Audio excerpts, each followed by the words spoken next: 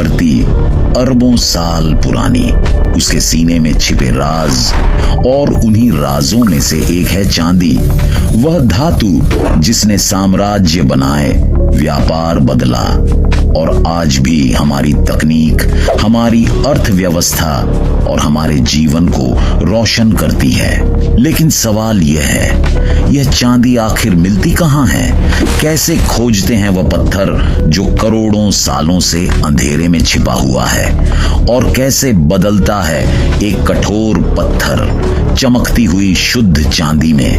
आज हम उतरेंगे पृथ्वी की गहराइयों में। हम देखेंगे वह सफर जो इंसानी मेहनत, विज्ञान और इंजीनियरिंग से मिलकर तैयार होता है।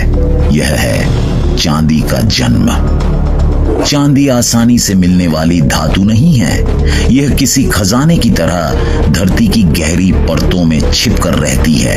करोड़ों साल पहले ज्वालामुखीय विस्फोटों, टेक्टोनिक मूवमेंट्स और धरती की पिघली परतों में होने वाले रासायनिक मिश्रणों के कारण यह धातु चट्टानों में समा गई।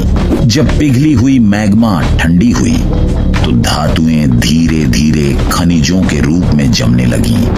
इन्हीं में चांदी भी शामिल है। लेकिन समस्या यह है कि शुद्ध चांदी लगभग कभी नहीं मिलती। यह हमेशा तांबे, सीसे, जिंक और कभी कभी सोने के साथ मिश्रित रूप में छिपी पाई जाती है। इसलिए वैज्ञानिकों और भूवैज्ञानिकों को पहले यह समझना होता है कि किस क्षेत्र की चट्टानें, खनिज संरचना और भूकंपीय संकेत चांदी की उपस्थिति को दर्शाते हैं। भूवैज्ञानिक drone mapping, ground penetrating radar, उपग्रह चित्र, ध्वनि तरंगें और भूकंपीय कंपन जैसी आधुनिक तकनीकों का उपयोग करके पृथ्वी की गहराइयों का डेटा इकट्ठा करते हैं। किसी भी स्थान पर लगातार कई महीनों तक सर्वेक्षण चलता है। मिट्टी और चट्टानों के नमूनों को लैब में भेजा जाता है, जहां उनकी रासायनिक संरचना का विश्लेषण होता है।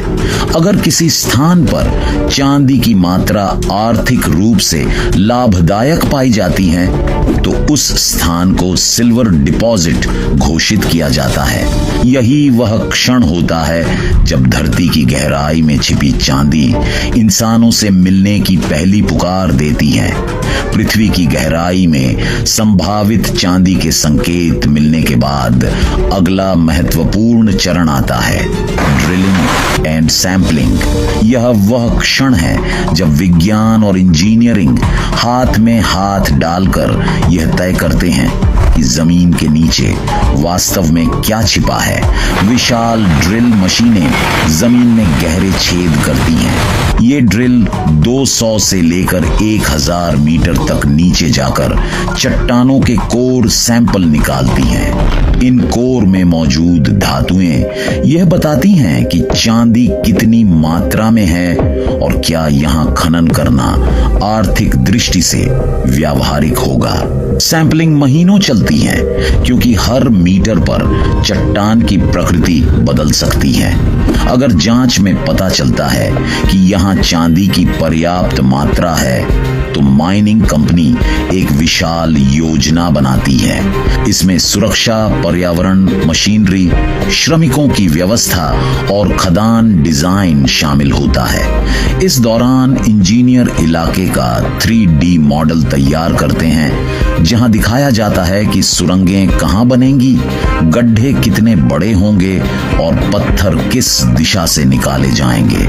यह सब बहुत जोखिम भरा होता है। धरती की परतें कमजोर हो सकती हैं, गैसें मौजूद हो सकती हैं या पानी का अचानक प्रवेश हो सकता है। इसलिए कई टीमें लगातार निगरानी करती हैं। यहीं से शुरू होता है खनन का वास्तविक सफर। एक ऐसा सफर जहां इंसान धरती के सीने में उतरकर उससे उसका सबसे चमकीला रहस्य निकालने की कोशिश करता है। जब खदान विकसित करने की अनुमति मिल जाती है तब खनन कंपनियां यह तय करती हैं कि चांदी निकालने का सबसे सुरक्षित और प्रभावी तरीका कौन सा होगा।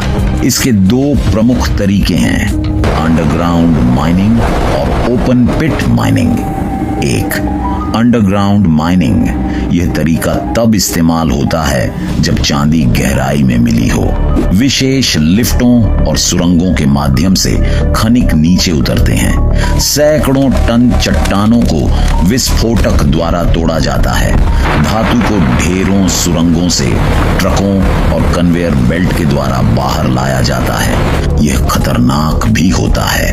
गैस रिसाव, चट्टान धंसने और अंधेरे में काम करने जैसी चुनौतियां हर कदम पर मौजूद रहती हैं। 2. ओपन पिट माइनिंग, जब धातु सतह के पास हो तब पहाड़ या जमीन को ऊपर से काटकर विशाल गड्ढा बनाया जाता है। यह गड्ढा अक्सर कई किलोमीटर चौड़ा और सैकड़ों मीटर गहरा होता है। विशाल मशीनें शवेल और ट्रक पत्थरों को निकालते हैं। यह तरीका सुरक्षित और अधिक उत्पादन देने वाला होता है, लेकिन बहुत बड़ी जमीन की आवश्यकता होती है। दोनों तरीकों से लाखों टन पत्थर बाहर निकाला जाता है, लेकिन चांदी की मात्रा बेहद कम होती है। इसलिए असली चुनौती है उन टनों पत्थरों में से चांदी को पहचानना और अलग करना। खनन से निकले पत्थरों का आकार बहुत बड़ा होता है, उन्हें सीधे प्रोसेस नहीं किया जा सकता। इसलिए पहला वैज्ञानिक चरण है क्रशिंग, पत्थरों को छोटे छोटे टुकड़ों में तोड़ना। जॉ क्रशर्स पत्थरों को इतनी ताकत से दबाती हैं कि बड़े बोल्डर कुछ मिनटों में फुटबॉल के आकार जितने हो जाते हैं। इसके बाद ये टुकड़े सेकेंडरी और टर्टरी क्रशर्स से गुजरते हैं, जो पत्थरों को और ज्यादा छोटा करते जाते हैं। लेकिन चांदी को निकालने के लिए यह काफी नहीं, इसलिए अगला चरण आता है ग्राइंडिंग। बॉल मिल या रोड मिल नाम की बड़ी बेलनाकार मशीनें घूमती रहती हैं। इनके अंदर स्टील बॉल्स भरी होती हैं, जो पत्थरों को रगड़कर इतना महीन बना देती हैं कि वह आटे जैसा पाउडर बन जाए। इस पाउडर को और स्लरी कहा जाता है, जिसमें अब चांदी, तांबा, जिंक और बेकार चट्टानें सब एक साथ मौजूद होती हैं। यह प्रक्रिया बेहद महत्वपूर्ण है, क्योंकि अगर पाउडर महीन न बने तो चांदी के कण अलग ही नहीं हो पाएंगे। अब असल चुनौती शुरू होती है। इस पाउडर में मौजूद करोड़ों कणों में से चांदी को ढूंढना और निकालना। ग्राइंडिंग के बाद बनने वाला और स्लरी अब एक बड़े टैंक में जाता है, जहां शुरू होती है एक बेहद दिलचस्प रासायनिक प्रक्रिया, फ्लोटेशन। इस स्लरी में खास प्रकार के रिएजेंट या केमिकल मिलाए जाते हैं। इनके अंदर एक विशेष गुण होता है, ये केवल चांदी के कणों से चिपकते हैं, बाकी बेकार पत्थरों से नहीं। यह बिल्कुल ऐसा है जैसे चुंबक सिर्फ लोहे को खींचता है, बाकी धातुओं को नहीं। इसके बाद टैंक के नीचे से तेज हवा छोड़ी जाती है। हवा के बुलबुले ऊपर उठते हैं और उन कणों को पकड़ लेते हैं जिन पर यह केमिकल लगा होता है, यानी चांदी वाले कण। जैसे जैसे बुलबुले ऊपर आते हैं, वे चांदी को साथ खींच लाते हैं और टैंक के ऊपरी हिस्से में मोटी झाग बन जाती है। यह झाग चांदी से भरपूर होती है।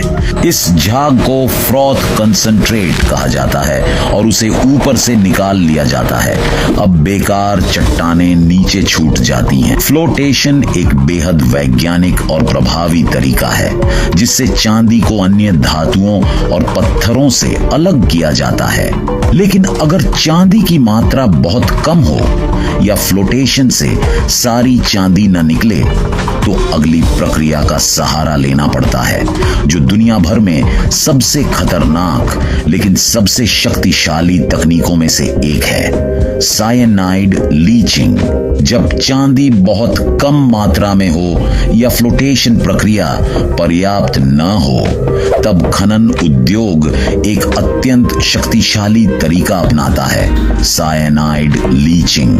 यह प्रक्रिया बेहद संवेदनशील और नियंत्रित माहौल में की जाती है, क्योंकि साइनाइड साइनाइड अत्यंत जहरीला रसायन है, सबसे पहले महीन पीसा हुआ और बड़े बड़े स्टील टैंकों में डाला जाता है।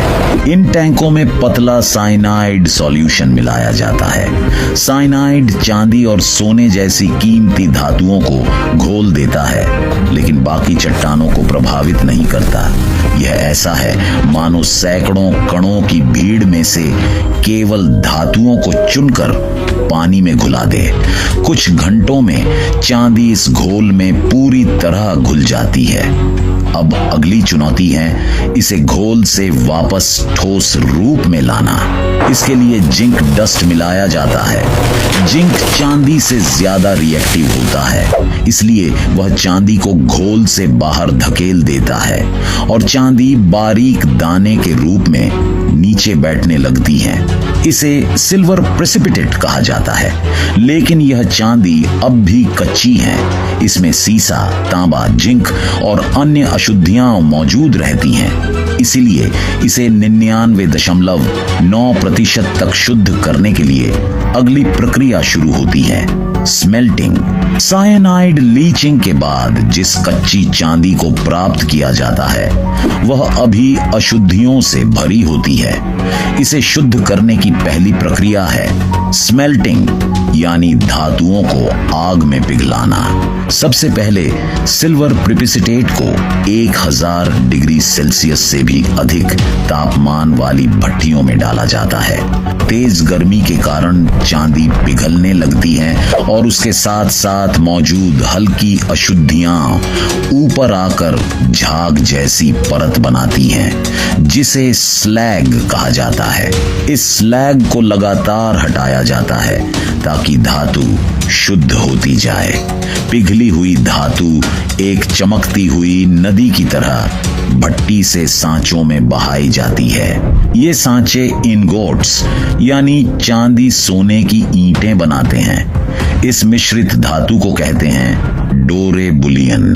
डोरे बुलियन में आमतौर पर 60% से 95% तक चांदी होती है, बाकी धातुएं अशुद्धियां होती हैं।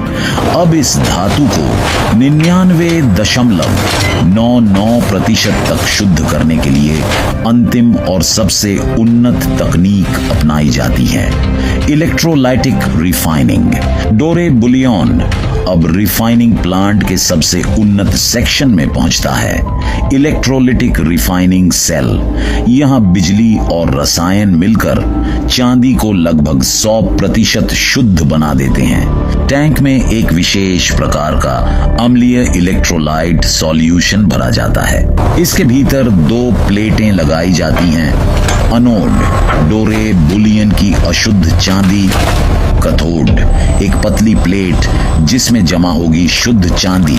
जब बिजली प्रवाहित की जाती है एक अद्भुत प्रक्रिया शुरू होती है।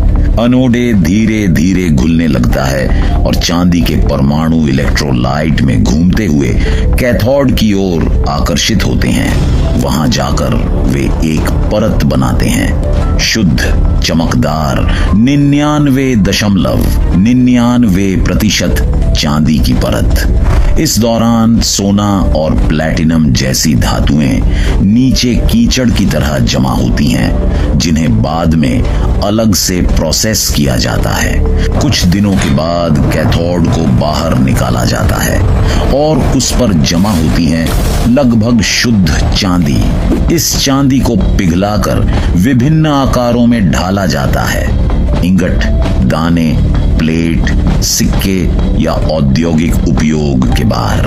यह वही धातु है जो कभी पृथ्वी की गहराई में चट्टानों में कैद थी और अब हमारे घरों, तकनीक और गहनों का हिस्सा बनने को तैयार है। शुद्ध चांदी अब सिर्फ एक धातु नहीं रहती, यह तकनीक, ऊर्जा और संस्कृति का हिस्सा बन जाती है। यह गहनों में चमकती है, मोबाइल और लैपटॉप में बिजली पहुंचाती है, सोलर पैनल को ऊर्जा देती है और मेडिकल उपकरणों में जान बचाती है। धरती की गहराई से शुरू हुई इसकी यात्रा इंसानी मेहनत, विज्ञान और समय की सबसे खूब खूबसूरत कहानी है।